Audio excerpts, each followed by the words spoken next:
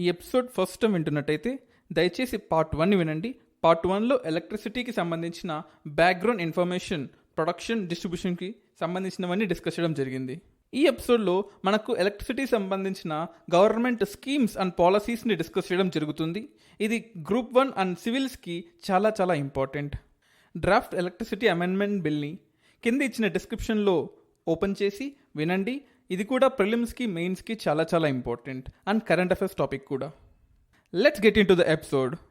ఇప్పుడు మనం మాట్లాడుకోబోయే ఫస్ట్ స్కీమ్ దీన్ దయాల్ ఉపాధ్యాయ గ్రామ్ జ్యోతి యోజన, DDU-GJY, DDLG లాగా DDU-GJY. ఈ స్కీమ్ యొక్క మెయిన్ ఉద్దేశం అన్ఇంటరప్టెడ్ పవర్ సప్లై ఇవ్వడం. అందరికీ కాదండి, మరీ ముఖ్యంగా రూరల్ ఏరియాస్లో ఉండే వాళ్ళందరికీ కూడా హై వోల్టేజ్, లో వోల్టేజ్ లేకుండా కంటిన్యూస్గా స్టాండర్డ్ పవర్ని ఇవ్వడం.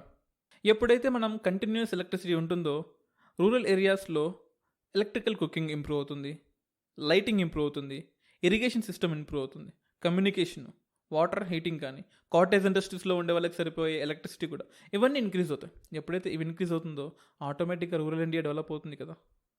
సో ప్రతి ఒక్క విలేజ్లో ఎలక్ట్రిసిటీ ఉండే విధంగా ఈ DDU-GJY అంటే ఇండియాలో ఉండే ఏ స్కీము కొత్తది కాదండి, ఎప్పుడో ఇంప్లిమెంట్ చేసింది, పేర్లు మార్చి మనమే ప్రొడ్యూస్ చేస్తూ ఉంటాం. దీన్ని ఒకప్పుడు రాజీవ్ గాంధీ గ్రామీణ విద్యుతీకరణ యోజన అంటాం. సో అలాగే అంటే నిర్మల్ భారత్, స్వచ్ఛ భారత్గా ఎలా మారిందో అలాగే ఈ దీన్ దయాల్ ఉపాధ్యాయ గ్రామ్ జ్యోతి యోజనగా రాజీవ్ గాంధీ స్కీమ్ మారింది. సో ఈ స్కీమ్లో ఉండే ఇంకొక 2 విషయాలు చెప్తాను. అగ్రికల్చర్కి, నాన్ అగ్రికల్చర్కి సపరేట్ ఎలక్ట్రిసిటీ ఇస్తాం. అంటే ఎవరు ఎంత కన్జ్యూమ్ చేస్తున్నారో మనకు తెలియాలి కదా. ఎందుకంటే మన జీడిపిలో, మన నేషనల్ ఇన్కంలో మనం ఎక్స్పెండిచర్ మెథడ్ని బాగా మంచిగా చూసుకుంటాం. అంటే ఎక్స్పెండిచర్ మెథడ్తో మన జీడిపిని బాగా మంచిగా క్యాలిక్యులేట్ చేస్తాం. సో అలాంటప్పుడు మన ఎలక్ట్రిసిటీ ఎంత ఉందో కూడా మనం తెలుసుకోవాలి కదా, ఎంత ఎక్స్పెండిచర్ చేస్తున్నాము, ఎంత ఖర్చు పెడుతున్నాము అని చెప్పేసి. అఫ్కోర్స్ మన రూరల్ ఏరియాస్లో తీసుకుంటే వన్ ఆఫ్ ద బిగ్గెస్ట్ హెడ్లు ఏంటి తెలుసా? High cost off grid extension. ఎక్కడో మారుమూల గ్రామం ఉంటుంది. So particularly vulnerable tribals group ఉంటుంది, కొండ ప్రాంతాలు ఉంటాయి. సో ప్రతి ఒక్కరికి కూడా మనం ఎలక్ట్రిసిటీ ప్రొడ్యూస్ చేయాలంటే ఆ కొండ ప్రాంతాల్లో, అదే యాజ్ ఎ సెడ్, ఇండియా అనేది ఒక ప్లెయిన్ కంట్రీ కాదు. ఇండియాలో ఎన్నో హిల్స్ ఉన్నాయి, ఎన్నో వ్యాలీస్ ఉన్నాయి, మౌంటైన్స్ ఉన్నాయి, eastern Ghats, western Ghats, Narmada river దగ్గర వింధ్యాసు, సాత్పురాస్ కానీ, మనకు అరావలీస్ కానీ, డక్కన్ ప్లాట్యూస్ అని ఎన్ని రకాల మౌంటైన్స్ ఉన్నాయి. సో ఇన్ని మౌంటైన్స్లో, ఇన్ని వ్యాలీస్లో మనం ఎలక్ట్రిసిటీని ప్రతి ఒక్కరికి ట్రాన్స్ఫర్ చేయాలంటే ఎంతో కష్టం. సో ఇలా ప్రతి ఒక్క విలేజ్కి ఎలక్ట్రిసిటీ ఇవ్వాలంటే హైలీ ఇంపాసిబుల్ కూడా. అరే 2019 వరకు మనం లడఖ్కి ఎలక్ట్రిసిటీ ఇవ్వలేకపోయామండి, తెలుసా ఆ విషయం మీకు? మరి లడఖ్లో ఎలక్ట్రిసిటీ ఉంది కదా, మేము వెళ్ళామనుకోవచ్చు. అక్కడ ప్రొడ్యూస్ అయ్యేది ఎంతో కూడా సోలార్ ఎనర్జీ. అంటే నేషనల్ గ్రిడ్కి, మెయిన్ గ్రిడ్కి ఇన్ని రోజులు వాళ్ళు కనెక్ట్ అవ్వలేకపోయారు తెలుసా. సో ఆ స్టేజ్లో మనం ఉన్నాం. అంటే హైలీ స్ట్రాటజిక్ లొకేషన్ అయినా లడఖ్కే మనం ఇన్ని రోజులు మెయిన్ గ్రిడ్ కనెక్ట్ చేయలేకపోయామే. మరి ఇండియాలో ఉండి అన్ని విలేజెస్కి ఎలక్ట్రిసిటీ ఇవ్వడం పాసిబులేనా? We're trying. Of course government claim చేసేసుకుంది అన్నీ కంప్లీట్ అయిపోయాయని చెప్పేసి. బట్ ఐ డోంట్ థింక్ ప్రతి ఒక్క విలేజ్ కంప్లీట్ అయిందని నేను అనుకోను. నేనే కాదు, I'm referring one of the biggest south India's paper, క్లియర్గా చెప్పారు అవ్వలేదని. But it is impossible, it takes time and high voltage operations ఉండకూడదు. This is the main aim of Deen Dayal Upadhyaya Gram జ్యోతి యోజన. అలాగే ఇంకొక స్కీమ్ కూడా ఉంది, సౌభాగ్య స్కీమ్ అని కూడా అంటాం. మనం దీన్ దయాల్ ఉపాధ్యాయ గ్రామీణ జ్యోతి యోజనలో ఎలాగైతే ప్రతి ఒక్క విలేజ్కి ఎలక్ట్రిసిటీ ఇవ్వాలని అనుకున్నామో, సో ఆ ఒక్క టార్గెట్ని మళ్ళీ ఇంకో సపరేట్ స్కీమ్గా మార్చాం. ఎందుకంటే మనకు కొన్ని రిమోటెస్ట్ ఏరియాస్ ఉంటాయి, ఇందాక చెప్పినట్టు పర్టికులర్లీ వనరబుల్ ట్రైబల్ గ్రూప్స్ ఉంటాయి, లెఫ్ట్ వింగ్ ఎక్స్ట్రీమిజం సంబంధించిన కొన్ని విలేజెస్ ఉంటాయి. వాళ్ళందరికీ ఎలక్ట్రిసిటీ ఇవ్వడం కూడా చాలా కష్టం అనమాట. మనం 2019 మార్చి 31 కల్లా 100% ఎలక్ట్రిసిటీ ఇవ్వాలనుకున్నాం. బట్ ప్రధానమంత్రి సహజ్ బిజ్లీ హర్ ఘర్ యోజన ఏదైతే ఉందో, PM సౌభాగ్య, ఇవ్వలేకపోయాం. We failed in doing that. But మన ఇంటిగ్రేటెడ్ పవర్ డెవలప్మెంట్ స్కీమ్ ద్వారా, ఈ DDU-GJY ద్వారా ఒక సపరేట్గా, మంగా చెప్పాలంటే రాజస్థాన్ గవర్నమెంట్ తీసుకున్నాం అనుకోండి, అక్కడ సోలార్ ఎనర్జీ పొటెన్షియల్ చాలా ఉంటుంది, చాలా బాగుంటుంది. ఆల్మోస్ట్ ప్రతి ఒక్క విలేజ్కి 1.56 lakh హౌస్ హోల్డ్ విలేజెస్కి అంటే ఇప్పటిదాకా ఒక రాజస్థాన్లోనే 1.56 lakhs హౌస్ హోల్డ్ అన్ఎలక్ట్రిఫైడ్గా ఉన్నాయి. వాళ్ళందరికీ కనెక్షన్ ఇచ్చేసింది. And Rajasthan government is doing greatest job. అరే శాండ్ డ్యూన్స్లోనే వాళ్ళు పంటలు పండించారండి. రాజస్థాన్లో శాండ్ డ్యూన్స్ అని, అండ్ జైసల్మేర్లో ఉండే శాండ్ డ్యూన్స్, జోధ్పూర్ దాటంగానే వచ్చే శాండ్ డ్యూన్స్, అటువంటి శాండ్ డ్యూన్స్, ఇసుక తిన్నెల మీద పంటలు పండించిన రాష్ట్రం అండి, అటువంటి దేశం అండి మంది. ఎలక్ట్రిసిటీ ఒక లెక్క చెప్పండి వాళ్ళకి. అండ్ ఛత్తీస్గఢ్లో అంటే కొన్ని స్పెషల్ కాన్సన్ట్రేషన్, అంటే ఈ స్కీమ్లో కొన్ని స్పెషల్ కాన్సన్ట్రేషన్స్ ఉన్నాయి. రాజస్థాన్, లెఫ్ట్ వింగ్ ఎక్స్ట్రీమిజంకి ఎఫెక్ట్ అయిన ఛత్తీస్గఢ్, ఉత్తరప్రదేశ్ ఈ సౌభాగ్య స్కీమ్లో మెయిన్గా కవర్ ఉంటాయి అనమాట. సో ఇవన్నీ కూడా మనం చెప్పుకోవచ్చు ఈ పవర్ సెక్టర్లో. And you know what, India ranks third globally in terms of electricity production. And మనం ప్రొడ్యూస్ చేసే ఎలక్ట్రిసిటీ మనకు చాలా ఎక్కువ తెలుసా అండి. మనము కేవలం ఇండియా నుంచే కాదు, నేపాల్ నుంచి, భూటాన్ నుంచి కూడా మనం ఎలక్ట్రిసిటీని తీసుకుంటాం తెలుసా. మనకు నేపాల్లో గ్రేటర్ హిమాలయాస్ అని ఉంటాయి. కొంచెం కిందకు వస్తే శివాలిక్ మౌంటైన్స్ అని ఉంటాయి. అంటే మౌంట్ ఎవరెస్ట్ నుంచి మనము యూపీకి, బీహార్కి వచ్చేటప్పుడు, అంటే మనము గంగా కానీ, యమున కానీ, గగ్గర్, గండక్కు, కోసి, బనాసు, మనాసు ఈ రివర్లన్నీ కూడా మనకు పైనుంచి కిందకు వచ్చేటప్పుడు ఎంతో పొటెన్షియల్ ఉంటాయి. ఒక లీటర్ వాటర్ బాటిలే ఆల్మోస్ట్ 900 grams ఉంటుంది కదా. అలాంటప్పుడు కొన్ని వందల వేల లీటర్ల నీళ్లు ఉన్న రివరు 8,000 మీటర్ల నుంచి 200 మీటర్ల కిందకి అలా పడిపోతుంటే ఎంత పొటెన్షియల్ ఉంటుంది, ఎంత హైడ్రో ఎలక్ట్రిసిటీని ప్రొడ్యూస్ చేయొచ్చు. వీఆర్ ప్రొడ్యూసింగ్ నేపాల్లో లీపులేక్ పాస్ దగ్గర, మనాపాస్ దగ్గర, ఎవరెస్ట్ దగ్గర, బీహార్ దగ్గర. సో ఎన్నో పాయింట్స్లో మనము కొన్ని వందల మెగావాట్స్ ఆఫ్ ఎనర్జీని ప్రొడ్యూస్ చేస్తున్నాం. దాన్ని course project by project vary అవుతుంది. కొన్నిట్లో 50-50 షేర్ తీసుకుంటాం, కొన్నిట్లో వాళ్ళకి 60 ఇస్తాం, కొన్నిట్లో మనకి 60 తీసుకుంటాం, 70-30. It depends on the project by project. So అలా కూడా మనం నేపాల్ నుంచి, భూటాన్ నుంచి ఎలక్ట్రిసిటీని తీసుకుంటూ ఉన్నాం తెలుసా. కోర్స్ వాళ్ళకి కావాల్సిన ప్రొడక్షన్, డ్యామ్ ఖర్చులని మనమే భరిస్తాం. అలా కూడా ఇండియాలో హైడ్రో ఎలక్ట్రిసిటీని మనం ప్రొడ్యూస్ చేస్తూ ఉన్నాం. ఈ స్కీమ్లో మనం 4 E'లని పెట్టుకున్నాం. 4 E's ఆఫ్ ట్రాఫిక్ పాలసీ. మన ఇండియాలో ఎఫిషియన్సీ చాలా తక్కువ. ఇందాక చెప్పాను కదా మీకు, 30% లాస్లు ఉంటాయి, దాన్ని 5% తగ్గించాలి. Efficiency is one of the loss. And environment ఇండియాలో ఉండే ఎనర్జీ అంతా కూడా బ్యాడ్ ఎనర్జీ, కోల్ నుంచి వస్తుంది. అలా ఎన్విరాన్మెంట్ని మనం కాపాడుకోవాలి. Is of doing business. ఒక ఇండస్ట్రీ ఎలక్ట్రిసిటీ సెక్టార్లోకి ఎంటర్ అవ్వాలంటే డిస్కమ్లో ఉండే అప్పులతో కూరకపోతుంది ఇండస్ట్రీ ఎప్పుడైనా కానీ. అంటే సరైన టైంలో బకాయిలు చెల్లించకపోవడం కానీ, గవర్నమెంట్ కానీ, లేదా ప్రజలు కానీ, దానికి కావాల్సిన సబ్సిడీస్ గవర్నమెంట్ చెప్తుంది, మేము కనుక నెక్స్ట్ పవర్లోకి వస్తే ఎలక్ట్రిసిటీ బిల్లుని రద్దు చేస్తాము, ఇలాంటి హామీలు ఇవ్వడం ద్వారా ఎంతో బర్డెన్ అవుతుంది. అండ్ అంటే ప్రతి ఒక్కరికి ఎలక్ట్రిసిటీ ఇవ్వడం, ఇవన్నీ కూడా 4 E's ఆఫ్ మన టారిఫ్ పాలసీ. సో దీన్ని కూడా మనం డెవలప్ చేస్తూ ఉన్నాము. అలాగే మన ఇండియాలో పెట్రోలియం అండ్ నేచురల్ గ్యాస్ కూడా అబండెంట్గా ఉంటుంది. కోర్స్ మనం పెట్రోలియం, నేచురల్ గ్యాస్ నుంచి తయారు చేసే ఎలక్ట్రిసిటీ చాలా తక్కువే అవ్వచ్చు. బట్ దానికి కావాల్సిన ఎనర్జీ, మన వెహికల్స్కి కావాల్సిన ఎనర్జీ, మన బండ్లు కానీ, మన స్కూటర్స్ కానీ, మోటార్ సైకిల్స్ కానీ, మన ఇండియాకి ఒక బాడీకి కావాల్సిన ఆర్టరీస్ అండ్ వీన్స్ అయిన ట్రాన్స్పోర్టేషన్ సిస్టమ్కి కావాల్సిన డీజిల్ అండ్ పెట్రోల్ మనం తయారు చేయకుండా ఇంపోర్ట్ చేసుకుంటూ ఉన్నాం. మనం వెస్ట్ కోస్ట్ చూసుకున్నట్లయితే, ఇండియాకి వెస్ట్ కోస్ట్ ఉన్న బొంబాయి హైలో కానీ, లేదా కేజీ బేసిన్లో కానీ, ఈ 2 ప్లేసెస్లో మనం ముఖ్యంగా ఈ క్రూడ్ ఆయిల్ని, పెట్రోలియంని ఎక్స్ట్రాక్ట్ చేస్తున్నాం. వెస్ట్ కోస్ట్లో ఏంటంటే దాన్ని సబ్మర్జ్డ్ కోస్ట్ అంటాం. అంటే ఒకప్పుడు ద్వారకా, ఈ దామనందయ్యు, ముంబై ఇవన్నీ కూడా మునిగిపోయిన ఏరియాస్. సో అక్కడ ఒక 1000 సంవత్సరాలు, ఒక 10,000 సంవత్సరాలు, ఒక 1,000,000 సంవత్సరాల నుంచి ఉన్న డైనోసార్లు కానీ, డ్రాగన్స్ కానీ, కోర్స్ అవి డ్రాగన్స్ ఉండింటే.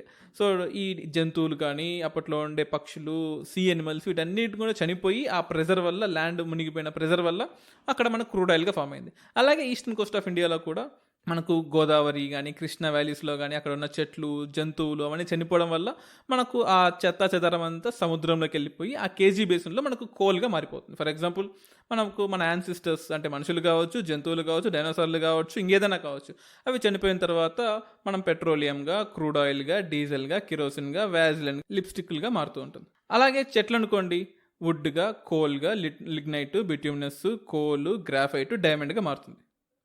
చెట్టు అనుకోండి, బతికినా మంచిదే, చెట్టు చచ్చిపోయినా మంచిదే, హై వాల్యూని ఇస్తుంది కదా. ఇలా మనకు ఆర్గానిక్ నుంచి, చనిపోయిన జంతువులు, బయోటిక్ స్పీసెస్ నుంచి ఇలా crude oil, natural gas, methane gas ఇలా ప్రొడ్యూస్ అవుతూ ఉంటాయి. అలా మనం ఎలక్ట్రిసిటీని ప్రొడ్యూస్ చేస్తున్నాం. కానీ ఇండియాలో ఉండే పొటెన్షియల్ చాలా తక్కువ అరబ్ కంట్రీస్తో పోల్చుకుంటే. యెమెన్ కానీ, ఒమన్ కానీ, సౌదీ అరేబియా కానీ, అల్రూబా డెజర్ట్ చుట్టుపక్కల ఉండే క్రూడ్ ఆయిల్ ఎక్స్ట్రాక్షన్ సెంటర్స్ కానీ, ఖతార్లో కానీ. సో మనం maximum almost like 85-90% of our crude oil production అంతా కూడా ఇంపోర్ట్ చేసుకుంటూ ఉన్నాం. మనం ఈస్ట్ గోదావరి, వెస్ట్ గోదావరి అంటే కృష్ణా గోదావరి బేసిన్లో మనం ఇంకా ఎక్స్ప్లోర్ చేయలేదు. కోర్స్ కృష్ణా గోదావరి బేసిన్ అంటే ల్యాండ్ మీద కాదండి, సముద్రంలో కాంటినెంటల్ షెల్ఫ్ అంటాము, లేదా ఎక్స్క్లూజివ్ ఎకనామిక్ జోన్ అంటాము. ఈ కాంటినెంటల్ షెల్ఫ్లో మిగిలిపోయిన, ఒకప్పుడు అంటే 1,000,000 సంవత్సరాల ముందు, 2,00,00,000 సంవత్సరాల ముందు మిగిలిపోయిన చెత్త చెదారం అంతా కూడా, అంటే కోర్స్ బయోటిక్ స్పీసెస్ అంతా కూడా ఇప్పుడు మనకు పెట్రోలియం, నేచురల్ గ్యాస్గా మారిపోయింది. అండ్ మనకు అస్సాంలో దొరుకుతుంది, అప్పర్ బేసిన్ అంటాము, వెస్ట్ బెంగాల్ బేసిన్ అంటాము, వెస్టర్న్ హిమాలయస్లో దొరుకుతుంది. ఈ రాజస్థాన్లో సౌరాష్ట్ర కచ్ బేసిన్ అని కూడా అంటాం అక్కడ. కానీ అండ్ గుజరాత్ బేసిన్లో, గంగా వ్యాలీ బేసిన్లో, అంటే కేరళ బేసిన్లో, Andhra basin, Andaman Nicobar, Mumbai high, gulf of Khambhat, వీటన్నిటిలో మనకు ఎక్కువగా దొరికేది KG basin, Krishna Godavari basin and Bombay high అని కూడా అంటాం. మీకు కొన్ని బేసిన్స్ ఎక్కడెక్కడ ఉన్నాయో చెప్తాను, చాలా ఇంట్రెస్టింగ్గా ఉంటుంది అని ప్రతి ఒక్కరు తెలుసుకోవాలి కూడా. మనం బాంబే హై తీసుకుందాం. ఆల్మోస్ట్ ముంబై నుంచి ఒక 176 కిలోమీటర్స్ సౌత్ వెస్ట్గా ఉంటుంది. అక్కడ మనకు 40,000 million cubic metres of natural gas ఉంటుంది తెలుసా. And 35 million tons of crude oil ఉంటుంది. ఇంకా దాన్ని మనం ఎక్స్ట్రాక్ట్ చేయాలి. మీరు అనుకోవచ్చు మొత్తం ఉన్న క్రూడ్ ఆయిల్ మొత్తాన్ని ఎక్స్ట్రాక్ట్ చేసేసి మనం వాడేసుకుంటే హ్యాపీగా ఉంటుంది కదా, మనం ఫారెక్స్ రిజర్వ్స్ మెల్ట్ అవ్వవు. అలాగే మనం సౌదీ అరేబియా నుంచి అండ్ యెమెన్, ఒమెన్ నుంచి పెట్రోలియం తీసుకోవాల్సిన అవసరం వచ్చేది కాదు, అంత కర్మ కూడా ఉండేది కాదు అనుకోవచ్చు. కానీ మొత్తం పెట్రోల్ని ఇప్పుడే యూజ్ చేస్తే మన పిల్లలకి, వాళ్ళ పిల్లలకి, వాళ్ళ పిల్లలకి ఏం మిగులుస్తామండి? ఇప్పుడు మన గ్రేట్ గ్రాండ్ ఫాదర్స్ని తిట్టుకుంటున్నాం కదా, అరే వీళ్ళే కదా మన పొల్యూట్ చేస్తుంది. అఫ్కోర్స్ ఇండియన్స్ కాదులేండి, అమెరికన్స్, కెనడియన్స్, యూరోపియన్ యూనియన్ వాళ్ళు పొల్యూట్ చేయడం వల్లే కదా మనం ఇంత కష్టపడుతున్నాము. వాళ్ళు కనుక హ్యాపీగా ఉంటే ఆ పొల్యూషన్ ఏదో మనం నెక్స్ట్ జనరేషన్కి ఇచ్చేవాళ్ళం కదా అనుకోవచ్చు. సో అలా మన ఫ్యూచర్ జనరేషన్స్ అనుకోకుండా ఉండాలంటే మొత్తం ఇప్పుడే తీయకూడదు. ఎందుకంటే ఒక లీటర్ పెట్రోల్ని తగలబెడితే 2 మినిట్స్లో మొత్తం కాలిపోతుంది. కానీ అదే లీటర్ పెట్రోల్ తేరవ్వాలంటే కొన్ని కోట్ల సంవత్సరాలు పడుతుంది. We have to be concise. మనం సస్టైనబుల్ డెవలప్మెంట్ కావాలి అంటే నీ రిసోర్సెస్ని నీతో పాటు నీ ఫ్యూచర్ జనరేషన్స్ కూడా ఉపయోగించుకోవాలి. మనకు బెసన్ ఆయిల్ ఫీల్డ్ అని ఉంటుంది, ఇది కూడా సౌత్ వెస్ట్ ఆఫ్ ముంబైలో ఉంటుంది. మనకు అలియాబెట్ ఆయిల్ ఫీల్డ్ ఉంటుంది, అది కూడా మనకు ముంబై నుంచి కిందకి వస్తే లైక్ అలియాబాగ్ సైడ్ కానీ ఆల్మోస్ట్ లైక్ భావనగర్ దగ్గర ఉంటుంది. అండ్ అంకలేశ్వర్ దగ్గర ఉంటుంది, ఆల్మోస్ట్ 30 స్క్వేర్ కిలోమీటర్స్ ఆఫ్ ఏరియాలో. ఇది అంకలేశ్వర్ దగ్గర అయితే వన్ ఆఫ్ ద ఓల్డెస్ట్ అనమాట. మనకు సూరత్ నుంచి వడోదర వెళ్ళే రూట్లో ఉంటుంది అంకలేశ్వర్ అనేది, చాలా బాగుంటుంది కూడా వ్యూ అనేది. మనం అడగచ్చు మీరు ఇక్కడే ఎందుకు ఉంటుంది ఈ వడోదర సూరత్కి వెళ్ళే రూట్లో. అక్కడ మనకు నర్మదా రివర్ ఉంటుంది. ఆ నర్మదా రివర్ అంటే మనకు మధ్యప్రదేశ్లో ఉండే ఫారెస్ట్ అంతా కూడా చనిపోయి, అక్కడ ఉండే ఎనిమల్స్ అన్నీ కూడా చనిపోయి అవన్నీ కూడా నీళ్ళల్లో కొట్టుకొని వచ్చి ఆ గల్ఫ్ ఆఫ్ కంబత్ దగ్గర కొన్ని వందల కోట్ల సంవత్సరాలుగా అక్కడే ఉండి ఆ ప్రెజర్ వల్ల ఆ డెడ్ బాడీస్ అన్నీ కూడా పెట్రోలియం రిజర్వ్స్గా మారిపోయాయి. అలా మనం అంకలేశ్వర్ దగ్గర పెట్రోల్ని ఎక్స్ట్రాక్ట్ చేస్తూ ఉంటాం.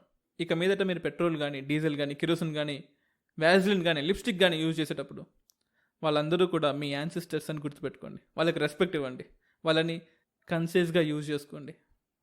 అలాగే మనకు క్యాంబెల్ లూనీ బేసిన్లో కూడా ఉంటుంది, వడోదర దగ్గర ఉంటుంది, అహ్మదాబాద్ దగ్గర ఉంటుంది. ఆల్మోస్ట్ 25 కిలోమీటర్లు, అంటే అహ్మదాబాద్ నుంచి ఒక 25 కిలోమీటర్లు నార్త్కి వెళ్తే ఉంటుంది, అంటే మనకు రాజస్థాన్కి వెళ్ళే రూట్లో ఉంటుంది. కోయిలీ రిఫైనరీ ఉంటుంది. అండ్ అలాగే దిగ్బోయ్ అంటాం, అస్సాం దగ్గర ఉంటుంది. సో ఇది కూడా one of the oldest reserve. 1959లోనే స్టార్ట్ చేసాం, ఆఫ్రిషియల్ ఉన్నప్పుడు స్టార్ట్ చేస్తే మనం డెవలప్ అవుతూ ఉన్నాం దిగ్బోయ్ దగ్గర. అలాగే నహర్ కాతియా, ఇది కూడా దిగ్బోయ్ దగ్గరే ఉంటుంది. సో ఇలా మనం ఎప్పటికప్పుడు మన ఇండియా చుట్టుపక్కల ఉండే రిజర్వ్స్ అన్నింటినీ కూడా ఎక్స్ట్రాక్ట్ చేస్తూ ఉన్నాం. మీకు ఆల్రెడీ చెప్పాను ఒకసారి, ఇండియా అనేది సౌత్ కొరియా, నార్త్ కొరియా లాగా చిన్న కంట్రీ కాదు ఒక్కసారిగా ఎవాల్వ్ అయిపోవడానికి.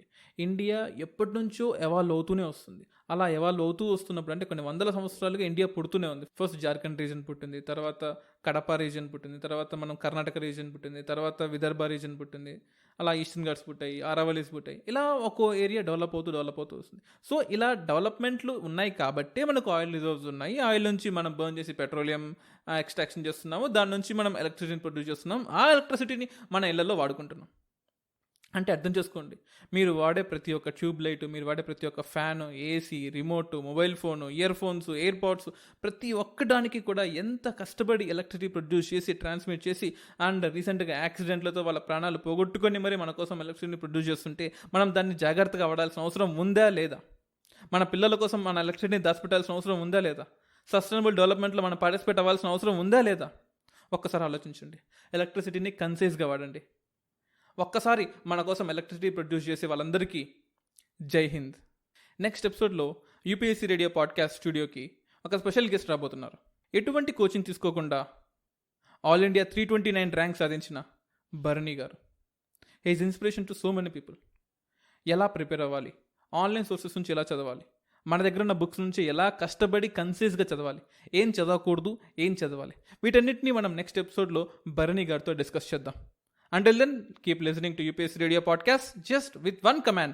Okay Google, play UPSC Radio Podcast. So, happy ga ekkadi nunchina meer UPSC prepare avvachu. Thank you everyone. Dinesh Tindakurthi signing of.